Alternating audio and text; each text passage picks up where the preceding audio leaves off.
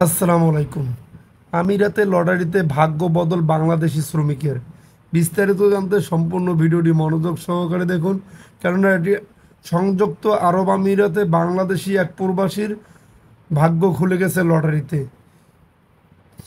সম্পূর্ণ নিউজটি জানার আগে অবশ্যই আমাদের চ্যানেলটি সাবস্ক্রাইব করে পাশে থাকা বেল বাটনটি অন করে রাখবেন পরবর্তী ভিডিওর জন্য।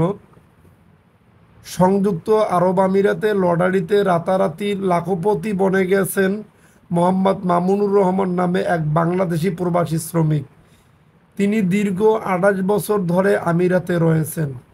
সেখানে প্লাস্টারের কাজ করেন মামুন। ৫৩ বছর বয়সী এই বাংলাদেশি আবুধাবি বিগ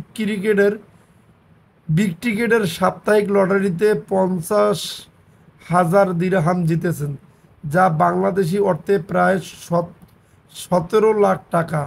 গত ৩ বছর ধরে তিনি লটারির টিকিট কিনছিলেন।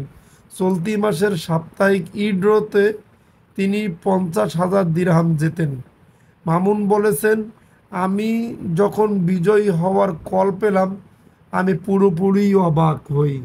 এই ৫০,০০০ দিরহাম দিয়ে কি করবেন সেটি এখনও ঠিক করেননি মামুন। তবে তিনি আবুধাবি বিগ টিকিটের লটারির টিকিট কেনা অব্যাহত রাখবেন। আবুধাবির বিগ টিকিটে প্রতি সপ্তাহে ৪ জনকে বিজয়ী ঘোষণা করা হয়। প্রত্যেকেই দেওয়া হয় ৫০,০০০ দিরহাম। যারা সেপ্টেম্বর মাসে টিকিট কিনছেন তাদের মধ্যে একজন ২০ লাখ দিরহাম জেতার সুযোগ পাবেন। আগামী ৩ অক্টোবর ড্র হবে। যদি আপনাদের ভিডিওটি ভালো লাগে তাহলে অবশ্যই আমাদের চ্যানেলটি সাবস্ক্রাইব করে পাশে থাকা বেল বাটনটি অন করে রাখবেন পরবর্তী ভিডিওর জন্য, কেননা প্রবাসের সকল নিউজ সবার আগে দিয়ে থাকি।